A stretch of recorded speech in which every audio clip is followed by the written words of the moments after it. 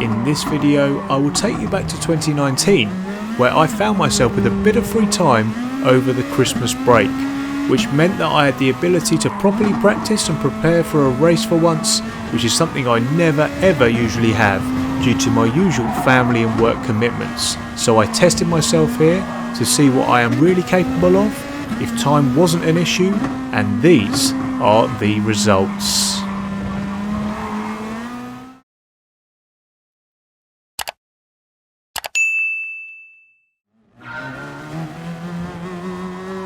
Hey guys, Erie is here and welcome along to my first video of 2020.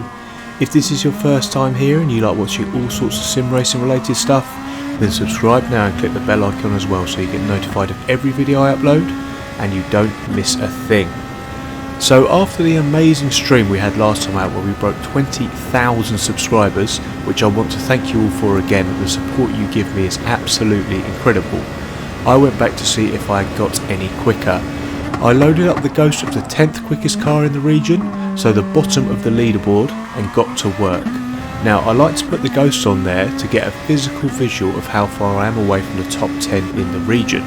And on my first lap I improved slightly from a 1:30.454 by 100ths of a second to a 1:30.446.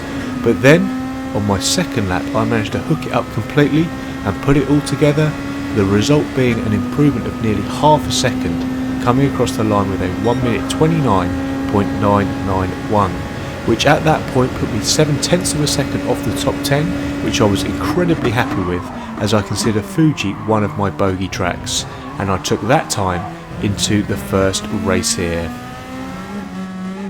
That quali time had me starting in 5th on the grid for this race.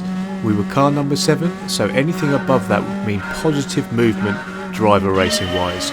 However, before we even cross the start line to begin the race, we are elevated up to 4th.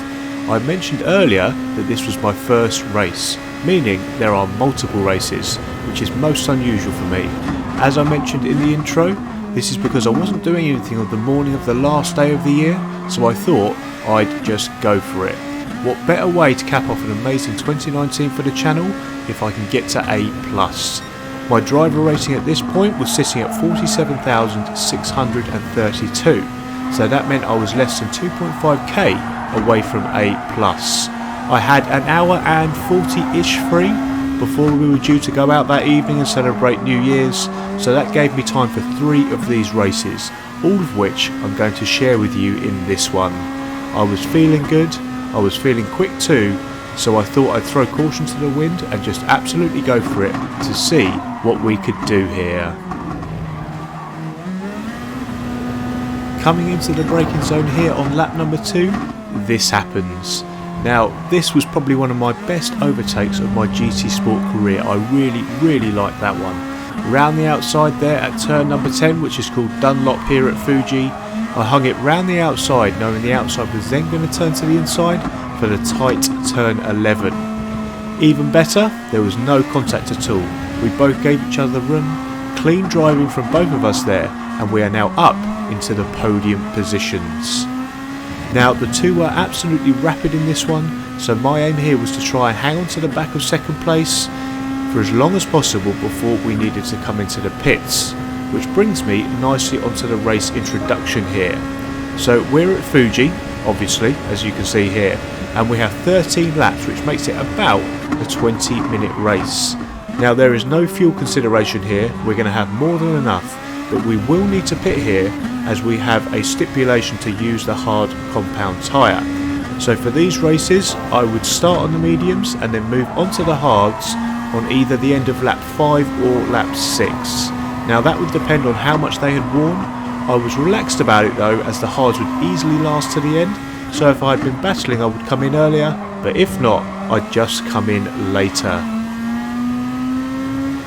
So moving ahead slightly here to lap number 5, I had been holding on to the coattails of the driver in second, but keep your eye in the rear view as the Dane comes in. Now I'm coming in on the next lap, so this will be a good example of whether the undercut works here and when the optimal time is to pit.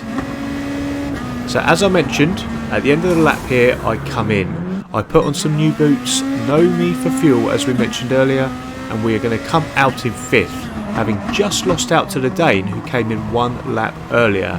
And although the undercut worked for him there, I'm not really too worried about it, because his tyres will be 1 lap older come the end of the race, and there will be an opportunity to attack later on. So for now, I'm just going to keep my head down here and see what the race gives us in this one.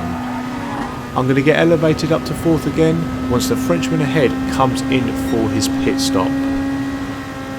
Now moving forward onto lap 10 here, much to my surprise the Dane is going to come in once again. So I'm really glad I listened to my instincts and didn't go chasing him down, because it would have been all for absolutely nothing as he's come in here. But keep your eye on the Delta as he falls down the field. His strategy for this one was a 2-stopper it turned out, and he went medium, medium, and now he has gone onto the hards. Now guys, it's always important where you can to keep on top of what tyres people are on around you, so that you can adjust your driving style and mentality to suit the situation. So using this as an example, I now know that the Dane is on hards, so we're going to be comparable pace wise because we are also on the hards. The car behind us, the Frenchman, is on mediums, but he has been since lap 8, so those will be feeling rather second hand very soon if they aren't already. So because of the tyres the cars behind are on and the whopping gap to the cars in front, my mentality goes to consolidation rather than pushing, which reduces the risk of mistakes. Now I can't catch the cars in front, it's pretty clear I can't, and I have a decent buffer to those cars behind, so I'm just going to woosah here, take it easy and try to bring home this podium. And moving on to the final lap here, I executed exactly what I wanted to do. As anticipated, the Dane did overtake the Frenchman, whose tyres would have dropped off towards the end of the race, but we still had a decent cushion to him and moved to the right as we come home to take 3rd in this first race. You can see there on the camera exactly how much it means to me. A podium despite being car number 7? That'll do great things for my driver rating. And as it turned out, it was a rise from 47,632 to 48,677. So a good start there. We're now just 1,400 points away from A+ now, so let's see how we get on in race number 2 here. Starting from 5th again here for race number 2 as I get my OCD routine out of the way. As you can see here, I am in the Amazon livery 2016 Nissan GTR, and today's livery is brought to you by V8 Stage 1. Now I'm going to start adding this little bit of thanks into the videos from time to time, so those talented individuals whose liveries I use get the recognition they deserve as a little thank you. So here we go then, we're off for another 13 laps here at Fuji. We're all getting in each other's slipstream to make sure we don't lose any time, and as we come down into turn number 1 here, you are going to see that I move up to the inside. Now I always do this because I want to mitigate any risk, well, as much as I can anyway, of getting punted into turn number 1. The first corner here at Fuji is one of the most notorious for this. For me, this is up there with the first corners at Monza and the Nürburgring for the riskiest, so anything I can do to avoid getting punted or a penalty, I will absolutely do. But sometimes there's just absolutely nothing you can do. As we came into turn number 4 there, the German in 5th is going to completely outbrake himself, smash into the back of me, and somehow I am given the 4-second penalty. Now it's been well documented of late, so I'm not going to have a moan up about the penalty system. It is what it is, and I play the game knowing the risk I could get my back door smashed in and get a penalty for it. I also won't quit, as you know my policy and view on quitters, so I'm going to serve the penalty and just salvage what I can from this race. I feel I'm quick here, and the race is long by Gran Turismo sports standards, so plenty can still happen and usually does. So it's time to get my head down here, try to get to the pit stop window without getting my back door smashed in again or any further penalties.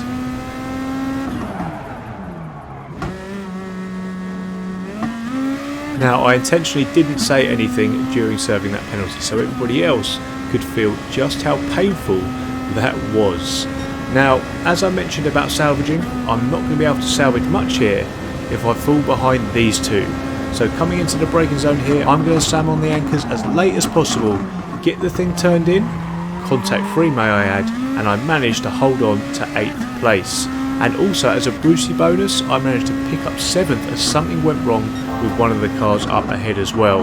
So after all of that, I actually only ended up losing 3 places. I am 10 seconds now though behind the leader, and there is a good few seconds to the cars up in front. So again, I'm just going to get my head down here, forget that penalty, forget all that stuff happened, get back into the groove and see if I can drop those behind and close that gap to the group up in front. Moving ahead 1 lap here to lap number 3. As we come out the final corner, keep your eye up ahead as the Frenchman is going to come into the pits and elevate us up into 6th place. And despite every bone in my body telling me to go for a horrendous lunge here as we get the run on the 2 up in front into turn number 1, I think better of it and bide my time as the 2 up in front, as you can see, are battling and they will end up losing time. So I will wait for my opportunity to pass, which is going to come quicker than I expected. I'm going to make a move up the inside here into 5th at turn number 4. The fellow Brit is up in front now, so if I can get past him, I will have recovered all the way back to my original position pre-punt on lap number 1. Fast forwarding again here, and after getting a good run out of the final corner, being careful on the ever-wearing tyres that are feeling pretty second-hand right about now, the recovery is going to be complete as I pull a picture-perfect move on that fellow Brit, even if I do say so myself. It was important to get that done before my first and only pit stop, which is going to be later this lap, as I didn't want to be stuck with fresh tyres behind another driver, having to deal with the lack of grip, which is going to wear my tyres even further due to dirty air. So we're going to come in for some new boots then, and as we're going to come out, check this out. I tried to keep to the inside there, but if the punt on lap number 1 wasn't bad enough, the German again comes right across my face. There was contact, he was pushed wide, but luckily I hold on to the position. As always guys, with any contentious move, I like to hold a trial by comments. What did you think of that one? Whose fault was that? Was it mine for not getting out of the way? Or was it his? Or was it just a racing incident? Make sure you let me know in the comment section down below. As I like to think of myself as a very clean driver, I do everything I can to be as clean as possible. But I don't know everything, and sometimes I get stuff wrong, which is why I always like to hear your guys' opinion. So make sure you let me know, as I say, in the comments section down below. So we're in 6th now, but keep your eyes up ahead here, as the driver up ahead has some sort of issue. A spin I presume, which means we're going to be right with him here through this really quite technical final section of the lap. This last corner is an absolute pig, and it's taken me absolutely ages to get it right. I still don't think I've got it right either.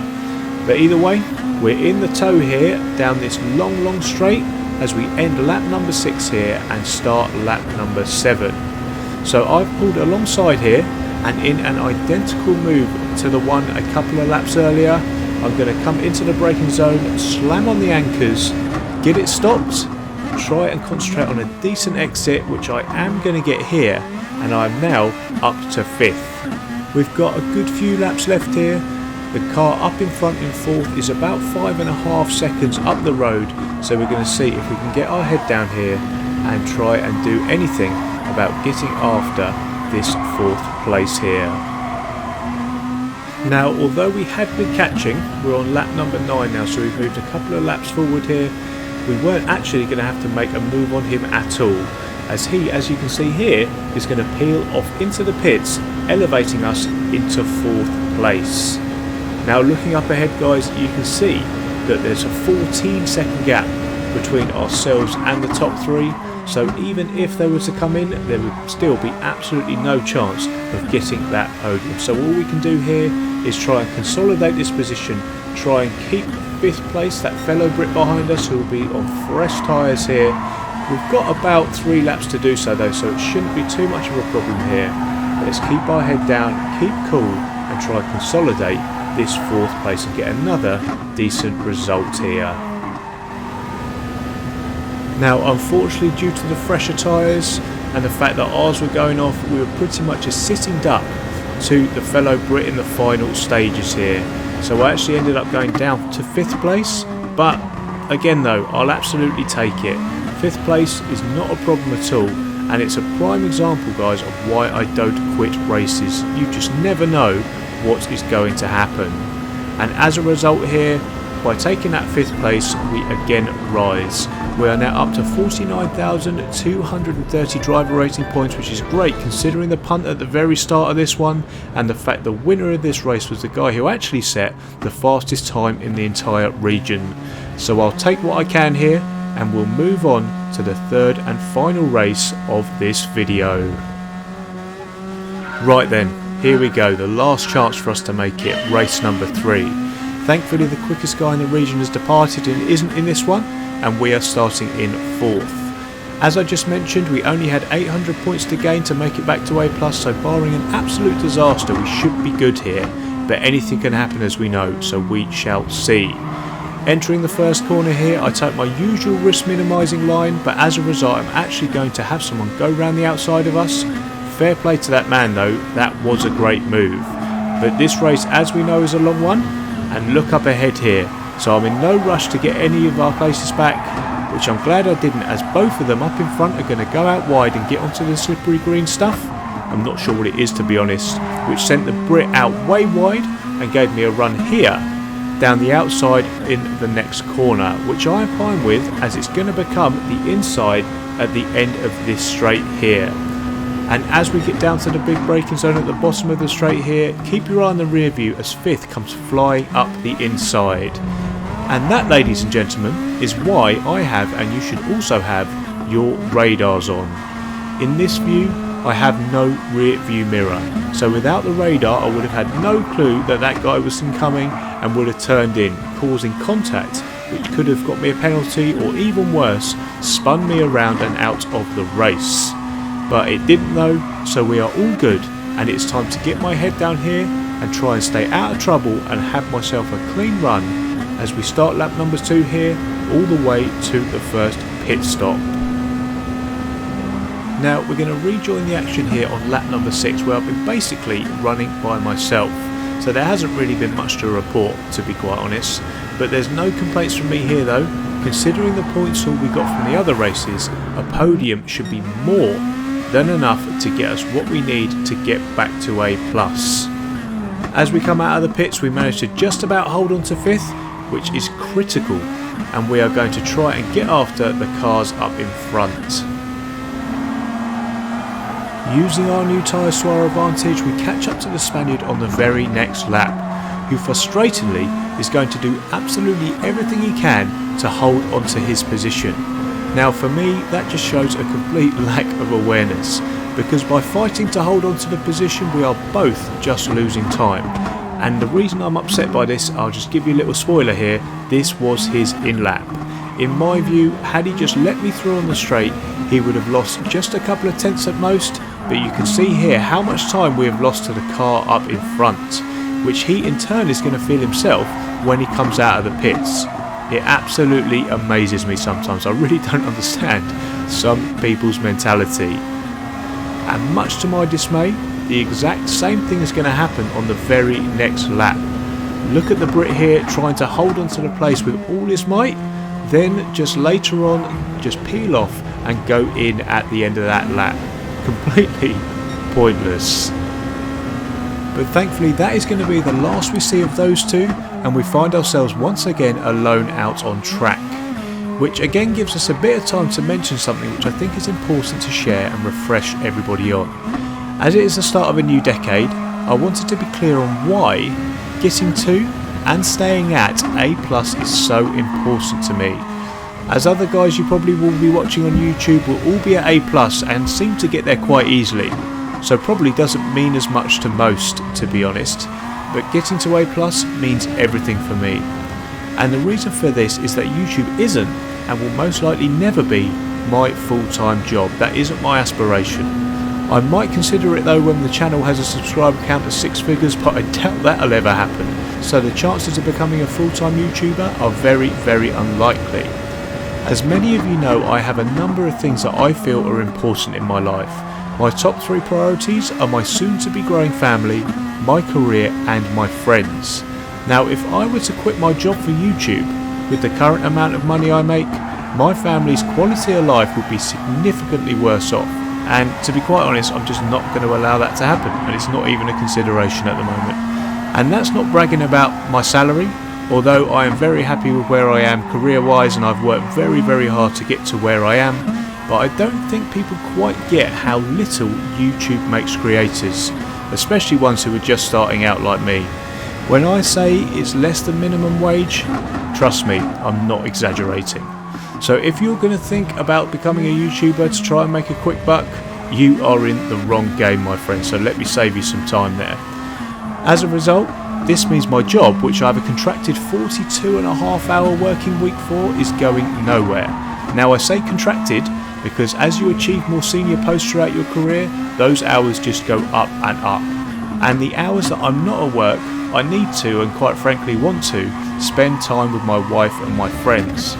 And any time that I feel I have after that, which is often between 5 and 7 AM before I go to work, or 9 PM till midnight once Erin has gone to bed, I work on creating content like this for the channel. I think this is fairly clear as well, but I am very, very passionate about racing. So this is another thing that I just want to make crystal clear. I always have been, and I always will be, because mainly I can't be a real racer. So therefore I'm a sim racer, which is the next and only option. And I think that sort of rings true for us all, to be honest. But that doesn't mean that my passion wavers or reduces for racing. I take it as seriously as I would do in real life. And that is why I get so annoyed over, in inverted commas, a game. When people display poor racecraft or quit, because it's just not a game to me. So if I can get to and then establish myself at the top level in GT Sport, then that will mean I am very, very satisfied. I know a lot of people can relate to this, I see it in the comments all the time, but for those who can't, that aren't in a similar position, trust me, it is very, very difficult to stay competitive with barely any practice time due to other commitments like family or work or anything that I've mentioned above in this video. Even with family and work alone, like most, it would be difficult enough, but with this channel as well, further constraints are placed on me and my free time to practice and do stuff like this. So after a lot of rambling and going around the houses a little bit, that is exactly why getting to and staying at A+ is so important to me. And as I've been talking, we've been finishing these final laps here, and we're going to cross the finish line here to take 3rd place. And taking a look now, we are now sat at 51,649 driver rating points, which means we are finally back to A+. Now, I filmed this before the new year, and this was the cherry on the cake of a great year for myself and the channel, which I want to thank you all so much for. But now I am up to A+, the challenge is going to be, can we stay there? Now, one of my New Year's resolutions was to improve the quality of my videos and make them a little longer where possible for you guys to enjoy, because I need to be realistic about the quantity of videos that I'm going to be able to make, which is going to be 1, maybe 2 per week. So this one's a bit longer because I'm trying to give you a little bit more content wise. So I hope you guys enjoyed it. And as we have a look at the graph here confirming our A+ rank status, I am going to end the video there, guys. I really hope you enjoyed the video. If you did, please do hit that like button and make sure you're subscribed to the channel if you haven't already. Remember, we also have merch now, so check out the Teespring store below and go get yourself some of that if you want to support the channel there. But thanks again so much for watching, guys, and I will see you next week in the next video at Suzuka. Cheers.